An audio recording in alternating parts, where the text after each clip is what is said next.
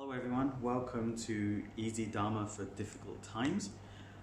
These are evening sessions done by either myself or Pastor David, in which we're going to be sharing with you some Dharma that's easy to understand, especially for the difficult times that we're actually going through. If you're joining for the first time, welcome and thanks for joining. For those of you who have been joining and seen my sessions before, and also Pastor David's, thanks for joining again tonight. In the previous sessions that I've actually been doing, I've been talking about the Four Noble Truths, and this is something that has been quite fun to actually go through, especially since there's been a lot of interaction with everybody who's been watching. So I would just like to say thank you for interacting, and please continue and do write your comments, and if you have any questions you can post them on the comment section, and I'll be more than happy to answer any questions that you have. Hello Yin Ping and Pastor Tap Ming, nice of you to join, and Kian is here and Pat Ang is also here. Thanks for joining tonight. So, over the last couple of sessions with me, I've actually been going over the Four Noble Truths, and I want to do a quick recap of what those truths are and why they're so important. So the Four Noble Truths were actually taught by Buddha Shakyamuni, and these were the first teachings that he ever gave after he became enlightened. And as such, they're actually the foundations of all Buddhist teaching, of all Buddhist thought. So if you'd like to see the previous sessions that I did one session on each of the Four Noble Truths, so that's 4 sessions in total. You can go to the Kechara Facebook page and watch my previous sessions there. But just to recap, the Four Noble Truths are the key, basically. And what is it the key to? The Four Noble Truths are the key to practicing Buddhism, basically. It's the key to inner transformation in any sense of the word, within Buddhism at least. So I'm going to do a quick recap while we wait for more people to join. I've seen some more people join. Hello, Cindy. And Yuseng. Altgot is also online. Hello, nice to see you online. Thank you for joining. So the Four Noble Truths, in essence, the first one is that there is suffering, and it's usually termed as there is suffering. But what does this actually mean? It actually means that we all have problems. And any sort of problems, whether it be a physical problem, a mental problem, an emotional problem, a problem with our family members, a problem at work, a financial problem, a spirit disturbance, black magic problem. Even just on a day-to-day basis, we encounter so many problems in life. And this is what Buddha Shakyamuni actually taught us to realize and accept. And once we accept it, we can move past it. Because as you know, as with anything in life, when you know that there's a problem, that is the first step to actually overcoming it. Okay? So the second noble truth that the Buddha taught was that these problems all have a cause. And the cause that the Buddha said these problems occur from is karma. Now, karma is something that I want to talk about today, and it's something I'm going to get into in a little bit more detail in this session. Okay? But ultimately, that karma, what creates that karma is our delusions, okay? So usually these delusions are classified or termed as 3 things. One is ignorance, the other one is attachment, and the other one is hatred, okay? So this is actually what leads us to do any action in life, and those actions and the situation and the decisions we make in life are what cause karma. This leads on to the third noble truth, in which the Buddha actually said that there is a state, there is a mode of being, if you were, that is above and beyond all forms of suffering and is free from karma. It's free from the law of cause and effect. And this state is called enlightenment. All right? And the fourth noble truth was that how to get there. Now, I've covered the path towards enlightenment. So these I've actually covered in the previous session, so I'm not going to dwell too much on them. But what I want to talk to you about today is actually karma. Okay? So it ties in with the second noble truth, which is all of our problems, all of our sufferings, no matter what it be, is based on karma. Okay? So I've already explained that this is the case, and what I want to do today is to explain to everyone here using teaching given by His Eminence Rinpoche how karma actually works, one, and how we can go about changing our karma. Okay? And I'm going to use what His Eminence Rinpoche has actually taught in order to do that and explain that with you here today. Okay? Just got some new... Okay. Hello Sharon, nice of you to join. I think Tiap is also here. And Sukfan, Pastor Gimli, Mr. Lam is online. Hello, nice to see you again. Karen Wong. Lin Man's also online. Chuang is back. Pastor Hani is here. And Lily Tan is here too. And so is Tata Ong. Nice to see you. Okay, so for those of you who have just joined, what I've just been talking about is I've just been recapping a little bit over the Four Noble Truths, which I've been sharing over the last couple of sessions with you. And today, I'm going to be explaining or talking more about karma, how karma works, and how you can change your karma for the positive. Okay? Before we get into it, now that there's quite a few people that have joined us and are watching now, I want to ask all of you to give me an example of any situation in life. Okay? Maybe it's something you're going through now. Maybe it is something you have been through or are going through, generally speaking. It could be anything. It could be something very small or it could be something very big.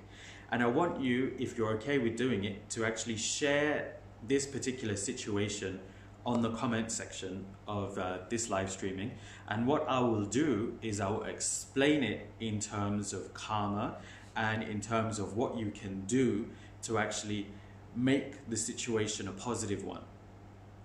Okay? And various things that you can do maybe to help you in this particular situation. And the way I'm going to do that is I'm going to use what Rinpoche has taught about karma. Okay. Now, when we talk about karma, I think everybody all has a general understanding of what karma is. It's that if you, any action you do will have a result. So if you do something good, you'll get a good result from it. And on the opposite side of it, if you do something negative, you'll get a negative result. So we all kind of understand that. We have a kind of a basic concept of it. But something that people don't usually think about when they're talking about karma is not static. It is not simply one for one. Okay, what does that mean? Okay, take a very strong example, killing, which I also talked about in my second session of the Four Noble Truths. If you kill somebody, we say that you generate extreme negative karma, and that karma actually will manifest in the future, probably by you being killed. Okay, it's a very simple example, and karma is a lot more complicated. And the reason karma is a lot more complicated is because it's not static. Okay, one thing is that karma over time multiplies, and I'll explain that in a little bit. But also, karma can also be purified. Okay, which I'll also talk about. Okay, so going into the fact that karma multiplies, how does it multiply? Okay, it multiplies because when we don't think and act out of the understanding of karma, we go about doing things mindlessly.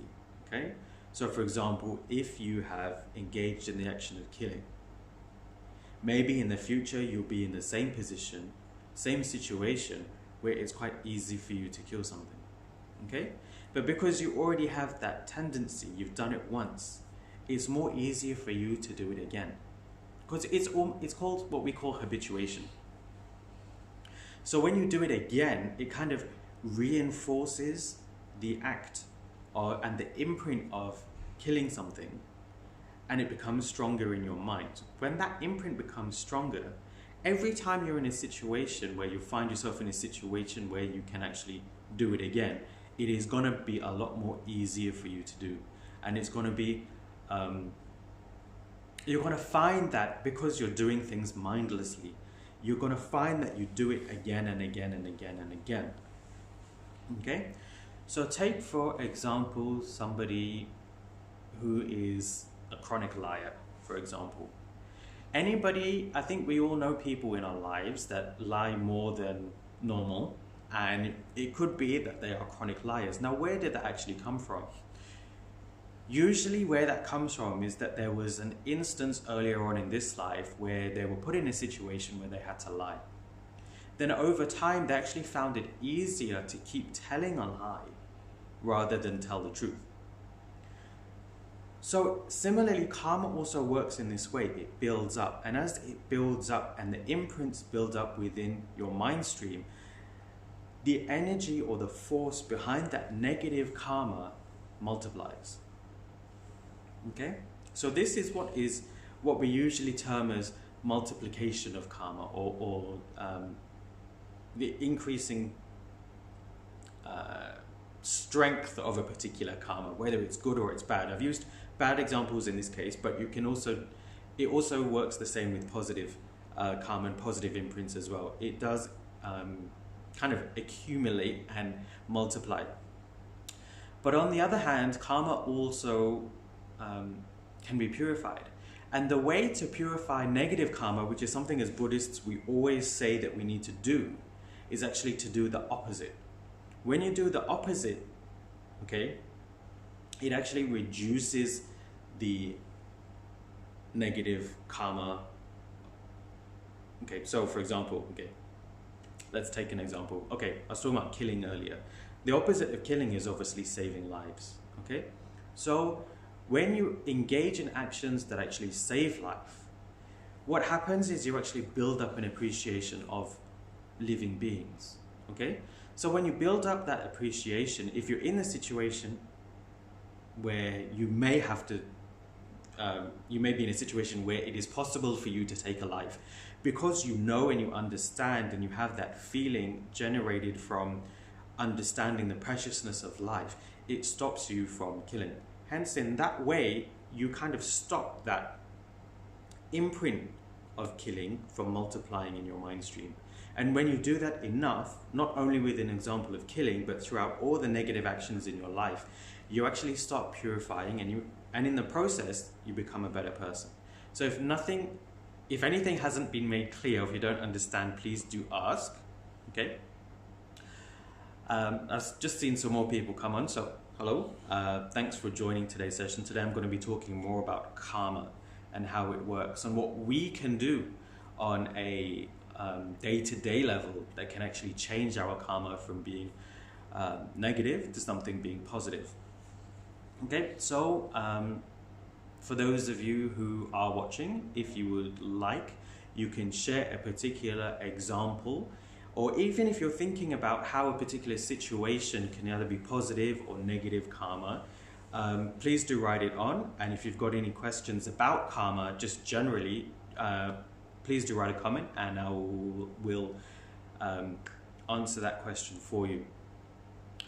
So today what I'm going to be talking about, I'm going to be using a teaching by Rinpoche. And this teaching is was conveniently made into what we call a karma chart. Now, I'm sure you guys at home probably can't see everything. So what I'm going to do is I'm going to have my lovely assistant post the link to the karma chart where you can actually go online and you can actually read it, and you can actually print a copy off for yourself. Now this chart was created by His Eminence Rinpoche to actually be a visual aid in allowing everybody to understand how karma actually works and what to do in these situations, okay? And how you can go about changing your karma. Now, usually when we're talking about karma, we usually talk about karma in the sense of not having an understanding about it and not doing something about it. Okay? So when you don't do something about your karma, you get stuck in what is called cyclic existence. We also know that in Buddhist terms as samsara. So when you are stuck in samsara, then you basically go through life, and after this particular life ends, I'm sorry to say, you will have to take rebirth again and again and again. Now, this is shown as a little circle here in the corner of the karma chart, in which it is actually showcasing the 6 realms of existence. Now, I'm not going to get into these. Maybe it's a topic that I can get into at a later date. Basically, we need to take rebirth in these realms, in these states of being again and again and again, because we are bound by our karma. Okay? So if you do positive actions, you're most likely to end up in the higher realms, the 3 higher realms, and the more negative actions you do will actually lead you down to the 3 lower realms of existence. Okay? But what I want to concentrate on is actually what we have here. Okay? So Rinpoche has actually said we all start from here. So it's a big green circle with the word you inside, because this is where you are right now. Okay? Now, any action we take, all right, can either be a positive action, which is shown by the white on the chart. It can be a negative action, shown by the black on the chart, or it can be a neutral action, shown by the orangey, beige-ish color on the chart. Okay? So, what I'm going to do is I'm going to go through each of these with you. First the negative, then the positive, and then the neutral. And then I'm going to explain a bit about how it works. And actually, this chart actually gives you the key as well into turning your karma around and making it more positive. Okay? So first I'm going to start with the negative side, which is termed black karma on the chart. So, whenever we make a decision in any situation in life, okay, we come at it. If we come at it from a negative mindset, okay, such as being in hiding or being in denial or having animal-like behavior. What do I mean by animal-like behavior? It's that your motivations and your actions are just kind of very basic. It doesn't take into account things like compassion, things like thinking of others. What you do here is you're quite self-absorbed. You're only thinking about yourself. When am I going to get that next meal that I really enjoy? When am I going to get to go to that restaurant because I really love the food there? When am I going to get that new fancy car? Okay, it's also actions marked by selfishness or laziness or unwilling to change, or even blaming other people. Now, this is a strong one. Now, a lot of people don't actually realize that a lot of negative karma actually comes about when you blame somebody else. Okay? When you blame somebody else and you justify your own actions through that blaming of somebody else, this actually leads to a lot of negative karma. And that is why Rinpoche has actually put all of these right at the beginning of the negative karma pathway. Okay? Then what happens then is, even if your motivation is all of the things that I've just mentioned, you can actually still change the pathway that your karma takes. Okay? So, one thing I didn't explain, which let me explain more, is the way that karma is generated. Now, there are many explanations on how karma is generated, but I am going to simplify it a lot. Okay? So the basic way of understanding karma or how karma is created is, number one, what is your motivation behind making any action? Number two is the actual action itself. And number three is how you feel about having done that action and how you think about it once you've done it. Okay? So even if you're going down a negative karma pathway with your motivation, okay, you can still change it before you get to the actual action. Okay? So the things that I've been talking about just now, such as the hiding, the denial, the selfishness, and the laziness, the unwilling to change, and the blaming other people, that all is actually part of the motivation side of it.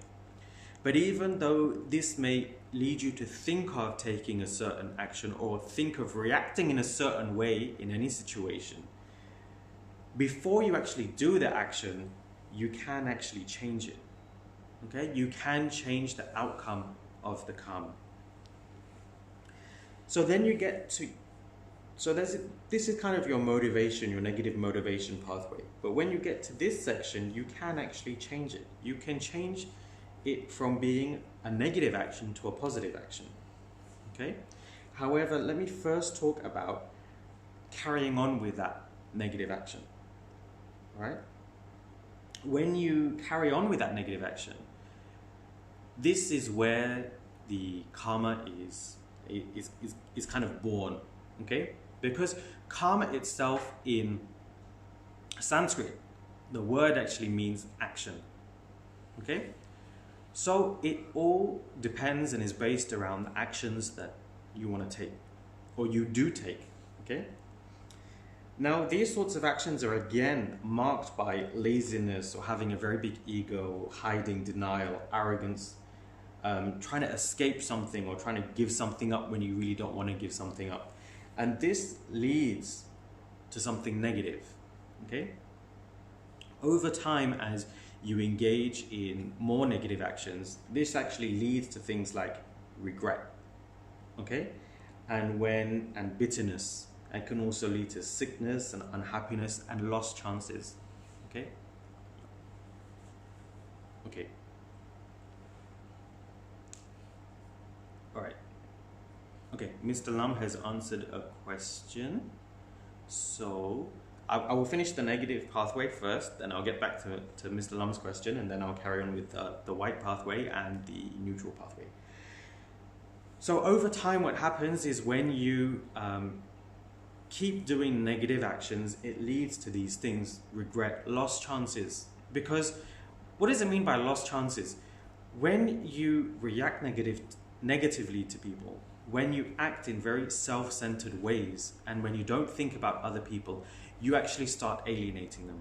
And when you alienate them over time, again and again and again, it is going to be very, very hard for you to make up. You could have lost a very, very beneficial relationships just because of the way you spoke. Okay? Now, the way you spoke, or the tone you used, or the meaning behind it, it all comes down to karma. All comes down to your actions. Okay? Because don't forget, you are in complete control of your life. Okay? Do not look outside of yourself for any type of control or change. This is exactly what the Buddha was talking about. The Buddha was actually saying that the power to change your life, the power to become a better person, the power to change your environment, to change your relationships with people, your family, your friends, your work colleagues, is all with you. It's in you. It's the way that you do it that makes a difference. Okay? So when things go wrong and when things don't work out, don't blame somebody else. Don't blame other people. Take it as an example, as a situation in which you can actually better yourself to become, okay, transform yourself to become a better person. Sorry, that was okay, so that leads to things like death and regret and lost chances. And when you get into these states of mind, when you're in the throes of depression, when you've had too many lost chances, when you're in the throes of all these negative feelings and these negative emotions, this is actually what leads to negative states of rebirth, the negative states of being, okay? So basically you continue to unpleasant states of rebirth, okay? You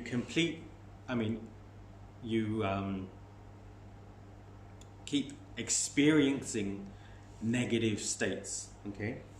And it kind of increases the wrong habituations that you have within yourself, more so from the psychological, emotional point of view. It kind of multiplies, like how the karma of killing multiplies, the karma of being in a negative state of mind, the karma of always thinking that you're suffering and not moving past that also multiplies, okay? And that obviously leads you to the cyclic state of rebirth again. Okay, so I'm going to pause there for a minute. So I'm going to talk more about what Mr. Lam shared.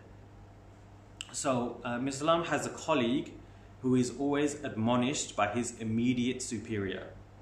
However, I don't see him reacting back by talking back. He just takes it in his stride. But he is persistently being admonished. Is the reason for this is that the karma of him has to be exhausted through admonishment continuously until the karma is exhausted? Okay, this is a very good question. So Mr. Lam has a colleague who's always being admonished by his superior, but he doesn't talk back, he doesn't kind of react back to his superior, which is a very good thing, because usually in these situations, when we're being admonished or when we're being told off about something, our ego comes out. When our ego comes out, our first thought is to react back, to defend ourselves, to fight back, to talk back. It's a habituated reaction, and that actually comes down to our ego. All right. But Mr. Lam asks, even though the colleague doesn't talk back, he still has to go through it. He still has to experience being admonished. Okay. So Mr. Lam is asking, does he keep needing to go through it until his karma is exhausted? So the karma in this instance is actually being told off. It's being admonished by a superior. In this case, it is both a yes and it is also both a no. Okay, in short. So, first of all, I'll come at it from the point that it is karma that needs to be exhausted. Excuse me. So, any karma that we actually go through in life, we need to feel it. Okay, you've done the action. You have to bear the result of it. Okay, so in any sense, in any form, there's no way to get around feeling the result of your action. Okay. So in this case, yes, because he keeps being admonished and he'll probably keep getting admonished again and again and again. He is actually exhausting that karma. And the way that he's exhausting that karma is he's not allowing it to multiply.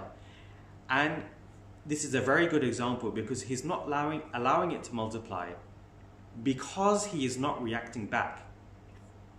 Okay? If you do not react back negatively to a particular situation in life or that you're going through, you're actually also exhausting the negative karma that's causing that situation. Okay? So this, for your colleague, Mr. Lam, is actually very, very good. But here again, there's a couple of layers to it. It is not just that simple. The first, so that's kind of on a surface level of it. But on a deeper level of it, even though your colleague is not reacting back, one thing that you can't see is actually what is going through your colleague's mind at that point in time. Okay? So for most people, even if they don't react back, they're going to have a lot of mental and emotional strife in those kind of situations. Now, if your colleague is quite mentally and emotionally stable, he's going to be able to deal with it very quickly. But if he's harboring those mental and those emotional feelings towards his being admonished all the time, then it is exhausting, that karma, because he's not reacting physically, but it is also allowing that karma to still multiply a little bit because of that mental and that emotional states that he is going through. Okay? So this is just something that I wanted to touch on. That when we talk about exhausting karma or multiplication of karma, it's more complicated than just the physical act of doing an action. It is also the verbal and also the mental and the emotional state that you're in at the same time. Now, dealing with a physical action is obviously going to be a lot more easier than dealing with a mental or an emotional, psychological way of dealing with it. So when we're starting off using the karma chart that Rinpoche explained, we always start off with the physical because it's actually more easy for us to do. Then as we progress on the path, the more you progress, the easier you'll be able to do it mentally and emotionally as well. Okay. There's a comment by Chung. It might not get exhausted because it has become a habituation by the boss. Karma that manifests come from a network of seeds that were planted before, plus the environment that waters the seeds. If your friend wants to change the situation, he might have to at least change the environment. Okay, Chong's brought up a good point. Karma is, we always think of karma from our particular point of view, and that again, even though we're talking about Buddhism and thinking about karma and everything, also goes to show just how egotistical we are, just how our minds think. Because even when we're talking about karma, we usually only think of it from our perspective, but we actually also need to think it from another person's perspective. Now, Chung is actually right in saying that the boss also has karma involved here. Because maybe on his side, it has become a habituation. So maybe on this side, in this case, what could happen is that the colleague could actually, I wouldn't say confront the boss on this, but just sit the boss down and say, okay, maybe I'm in the wrong, maybe I'm in the right, I don't know the situation, I'm not sure you would know either, but your colleague kind of just needs to sit down with the boss and kind of explain that even though they are trying to do their job as best they can, maybe they do make mistakes, but they would appreciate it if the boss can come at it from a less confronting stance if the admonishment is quite bad, and just kind of explain what the problems are and try to move on with it. Now, this is what can happen, or what people can do in the most perfect state.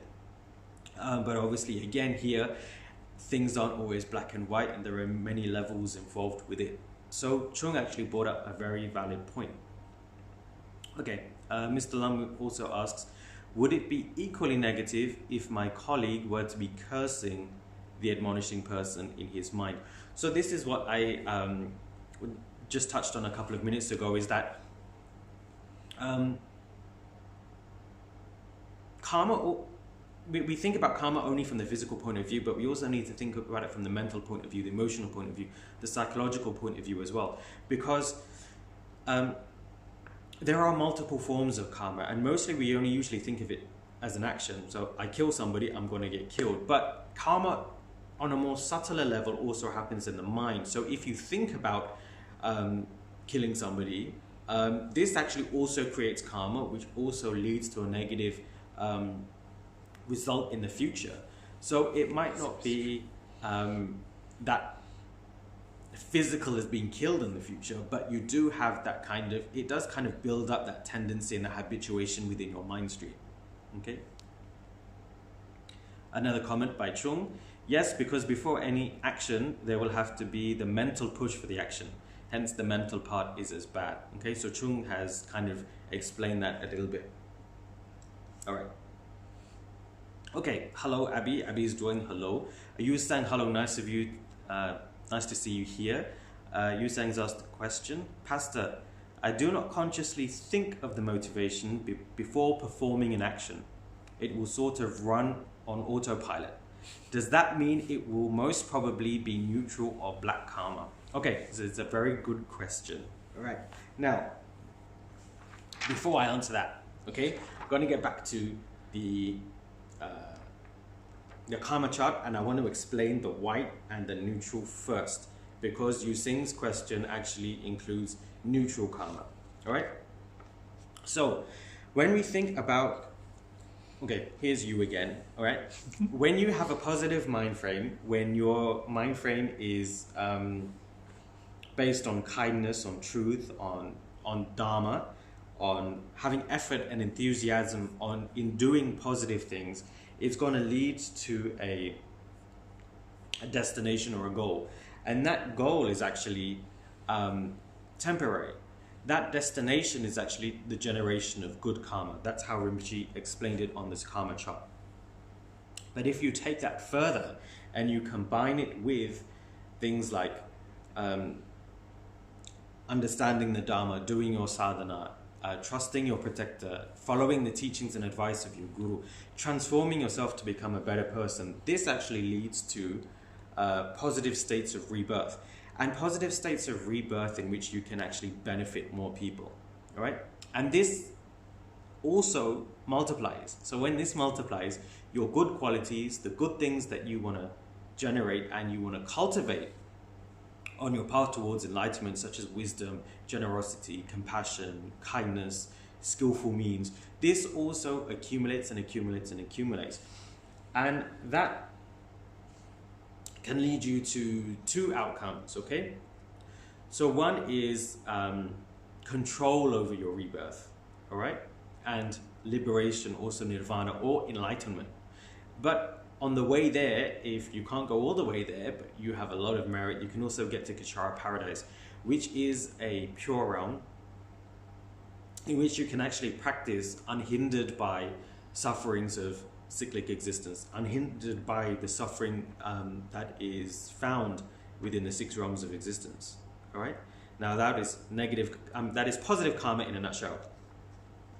Then you have neutral karma, and neutral karma is basically when you have a motivation or you have an action that is on autopilot, as it were, that is not negative and that is not positive either. But this is also, actually, it is based on, even when you do a neutral karma, it is still based on ignorance, attachment, and hatred. It is just not as strong and as forceful as a negative motivation before you perform an action. But this actually ultimately leads you to the same result as negative karma, okay? Because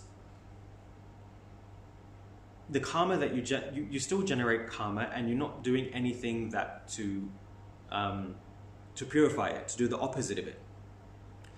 And it is usually, again, marked by ignorance, attachment, and hatred. And when you go down to the core of it, these 3 are what actually bind you to samsara. So these 3 are what lead you to these 6 realms of existence. Again, you have to take rebirth again and again. All right. Hopefully my explanation has been a bit, has been insightful, I hope. So hopefully it is clear. If anything is unclear, let me know, and I will, from a normal day-to-day point of view, if you basically don't think about an action before you do it, and you just do the action because you're on autopilot, yes, it will lead to, it usually is neutral karma, okay? Because you don't have a specific negative motivation to do an action, but it's just a kind of motivation in which you're habituated doing it. But again, neutral karma, neutral actions leads to, let me rephrase that, sorry, an autopiloted action is neutral karma. But as we saw in the karma chart, neutral karma actually still leads to the 6 realms of existence. It still leads you to be born and to have to suffer in one of the 6 realms of existence. And the reason again is because neutral karma is, even though autopiloted, is based on ignorance, attachment, and hatred. These 3 things are basically habituated in us from lifetimes, from countless lifetimes. So any action we take on autopilot usually will result in neutral karma, not necessarily negative karma, but definitely neutral karma. Now, the way to get around this is actually to try and train yourself to turn your autopilot from something that is based on ignorance, attachment, and hatred to something that is based on instead wisdom, generosity, and compassion. Okay? And how do you go about doing that? You need to study the Dharma, you need to understand why these things are necessary, and then you need to implement something that can help you change your autopilot from something neutral into something positive. All right? Now I'm going to give you an example of something that you can do to change your autopilot. One of the best things that you can do is actually meditation. All right, and the simplest and most beneficial form of that is breathing meditation. So I've been talking about it again and again and again. I'm sure a lot of you have been joining JP in the mornings at 8:30 on the Kechara Forest Retreat Facebook page, where he leads everybody through a session of breathing meditation. Now, what breathing meditation does is it actually helps you to calm your mind. When it helps you to calm your mind, you're actually able to see and to realize more how your thought processes actually work. And when you're able to see and you're able to identify that before you do any action, you're actually able to take a step back. And when you're able to take a step back, you're actually able to analyze whether the action that you want to take is actually good, negative, or neutral. All right?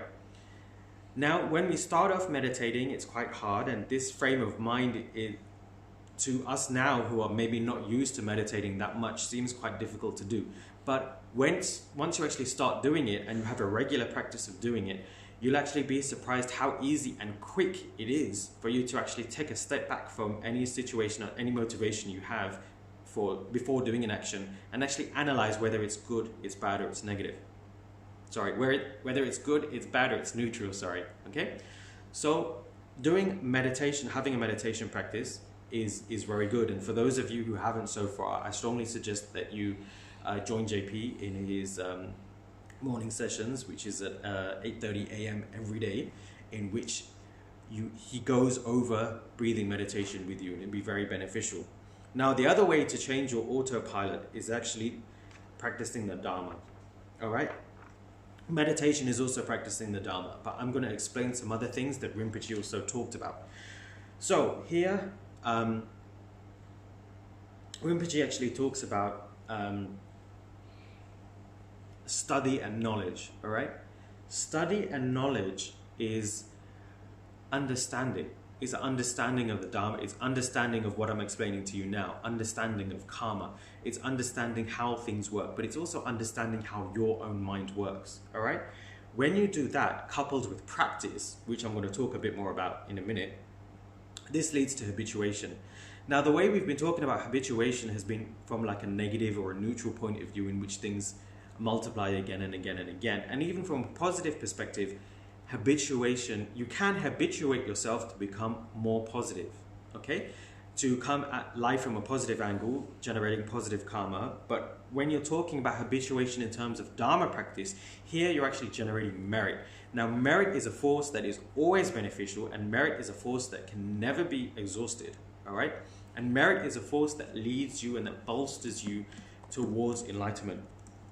Okay, so when you're habituated in Dharma practice, you actually develop wisdom. And when you develop wisdom, at the same time you develop compassion. And that wisdom and compassion is what changes your motivation. And your motivation is the defining factor for you taking any positive, negative, or neutral actions. So you see, Dharma practice, when you're doing it properly, actually changes your motivation. It changes your mind. When it changes your mind, That is how you change your karma, because from that point on, any decision you make, any situation you come across, you actually do it from a positive mindset with a positive motivation, which leads to positive outcomes. Okay? There's a little box here at the top in which it's labeled supportive factors. Okay? But this is actually Dharma practice. There's a line down to the word practice, and this is what Rinpoche wanted and Rinpoche always tried to get us to do more Dharma, and this is the reason. Things like doing your sadhana every day, make your space conducive. What does make your space conducive mean? Making your environment conducive for Dharma practice. Okay, listening to teachings. Okay, doing more Dharma work, doing retreats, taking care of the center, and also taking vows. Now, vows is also something that a lot of people are quite afraid of doing or afraid of taking. Now, vows, Rinpoche always said vows are extremely liberating, all right? And I didn't realize why until I took more vows, okay? Now, Rinpoche always kind of explained that vows are liberating. But when we think of vows, it's do not do something. So as soon as somebody tells us do not do, the first thing that comes up into our minds is, yeah, I'm not going to listen because I have an ego. So the first thing that comes up when we're told not to do something, our ego comes up, and we kind of automatically, almost instinctively, habitually, because of our ego, kind of fight against the notion. All right? This is something that people struggle with a lot when they're thinking about taking vows, because this actually comes up a lot. But if you think about it, vows, what are vows? Vows is basically making an affirmation, affirming within your mind that you do not want to go down this negative route that leads you to more suffering. That is what a vow is. And if you actually look at the vows, what's so bad about them? Do not kill, do not steal, do not lie. There's nothing bad about them. In fact, they're actually good. And the way that they're good and the way that the vows actually work, all right, in helping you stay away from this black negative pathway to generate karma, is when you have vows, you keep them strongly. What does it mean by keeping them strongly? Keeping them strongly means you actually think about them. You actually think about them, you repeat them, and you live by them. So if you're ever in a situation in which, for example, there is most people take the refuge vow of not lying, okay? But then again, a lot of people are quite scared of taking refuge because there's all these vows involved. You're in a situation, you come across a situation, usually you would lie, okay? But now you have a vow, do not lie, right? So you don't lie, you tell the truth, okay? This is obviously going to lead to something positive, isn't it? Because your actions, your motivation behind it is not something that's negative. So ultimately, because you have stopped yourself from lying, because you remember your vows, all right, it's going to lead you down the white path and not the black path, okay? So these things, doing your sadhana every day, having a meditation practice, a daily meditation practice, learning more, understanding about Buddhism, because Buddhism is actually all about the mind. That is how you habituate yourself to become more positive, in a sense. You habituate yourself to strive for liberation, all right? You habituate yourself out of this thing, out of living and making actions that are neutral or negative. And that is what Rinpoche wanted by sharing this karma chart with all of you, and by kind of simplifying in a visual form about what karma is and how it works. Okay? So I have a lot more. I think I have quite a few comments. All right. Let's see here. So, okay, I answered you sang earlier.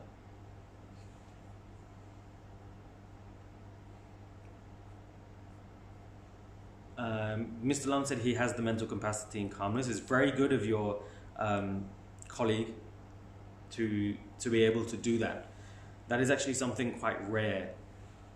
And it's also a quality that we should try to, if we don't have it, it's a quality that we should actually aspire to having. That calmness, that equilibrium, that mental equilibrium, to actually basically come across any negative situation and not generate neutral or negative karma in reaction to those negative situations. Okay?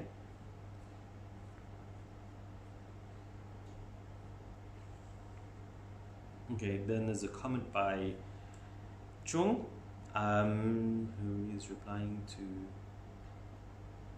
Okay, he said, I think it is true. However, by now we must realize that as a human being, a precious human being, we are able to take a pause and check ourselves. This is the uniqueness of human beings that should not be wasted. And Chung, again, you've hit the nail right on the head here with this comment. A lot of people actually, even once they know about Buddhism and they understand karma and they kind of have an understanding or inkling about how karma works, they kind of then say to themselves, well, actually, you know, I really don't want to do it because it's a bit too difficult to do. Maybe it is a bit too emotionally difficult to do. I'm not going to say it's physically difficult to do because everyone can stop themselves from doing negative things.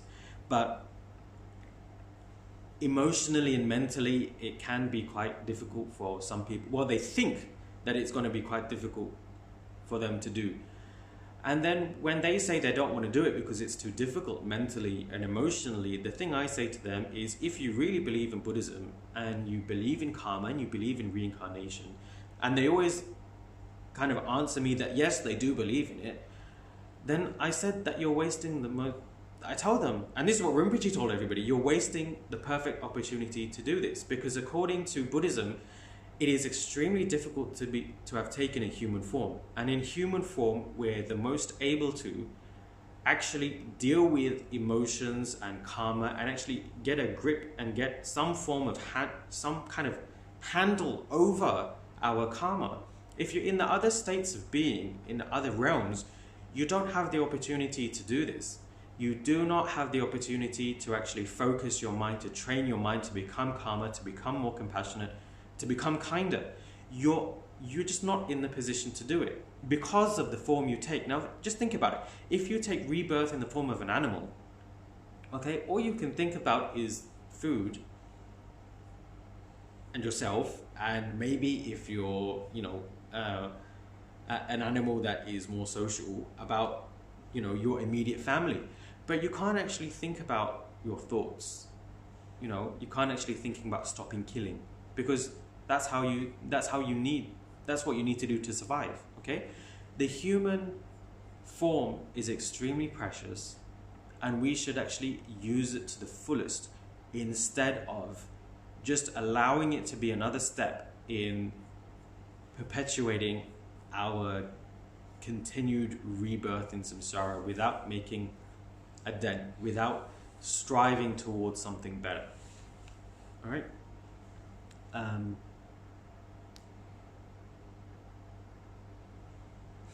Okay, Chung made another comment. He said he was turned off from learning more Dharma after I first saw that Buddhists cannot listen to music. Okay, and you can only not listen to music if you've taken a vow of not listening to music, and that's usually a vow to do with not of entertainment. All right. Not necessarily that all Buddhists cannot listen to music. That isn't really the case. It's only if you have consciously taken the vow of no entertainment and of no music. Okay. Okay, Chung put another comment on. Later on, Rinpoche kindly explained to me that it's not Buddhists who take the vows. It's not that Buddhists who take the vows cannot listen to music, but should practice as to not making having music habituation a must and attachment. And Chung thanks Rinpoche for sharing that. Well, yeah, it's from Rinpoche, and what Chung shared is absolutely correct. It is that in this case, if music does become an attachment or habituation, it is not good, because anything positive we do, we try to get rid of all attachments and habituations that aren't beneficial in the long term. for enlightenment. So that's kind of how the reason why that Rinpoche said what he did to Chung. Okay, so I've kind of explained as the karma chart through today's session. If you do have any questions, you can still leave them here and I will answer them. If anything hasn't been made clear or is still a bit hazy in your mind about the 3 karma paths, the positive, the negative and the neutral, and what we can do to overcome this, please do put your questions on the comment section and I will answer them. Okay, I've got one more comment. This will be the last comment for today. Well, question, sorry. Okay, got two. All right. Okay, David Chu asks, if one of our previous lives we were a snake, for example, and we killed then, so are we loaded with the negative karma that the killing brings with it? Sorry to say, David, yes. Okay. Now, if, for example, you're in, the example here is you were a snake in your previous life, and the only way to survive, because you're in that form, due to your negative karma, you have to take a form of a snake, right? But even in that form, you have to keep killing in order to survive, and you keep killing to eat. Does this mean that you're loaded with the negative karma of killing? And the answer is yes, because you did actually go through the act of killing. Whether you were consciously doing it or not, in this case, you probably weren't, because it was habituated, because you just wanted to eat, because you're a snake. But unfortunately, yes, you are. And that is the kind of the drawbacks of being in some of the other realms, is that just in order to survive, you need to perpetuate having to do something negative, which usually Rinpoche was said quite a few times that once you're in the animal realm, it's actually quite difficult for you to get out of it. Okay, and the reason being is because most of the time you actually need to do something negative just to live. So in the case of the snake, you need to keep killing to eat. So it is something that keeps generating negative karma. Unfortunately, that's the way that samsara works. This is one of the things that we actually need to think about and actually realize. And when you realize that, you actually come back to the preciousness of what it is to be human, of what it is to have a good mental faculty to be able to deal with all of these things and actually make a change in your life, in your lives, okay? Not just this life, I'm talking about your future lives as well, all the way up until you become enlightened, right? And a comment by Sharon, okay? Holding vows actually simplifies many things for me. I don't have to think too much when making decisions. If it will break any of my vows, it's a no-go. Since taking my vegetarian vows, I find it rather liberating as I have less attachment to food.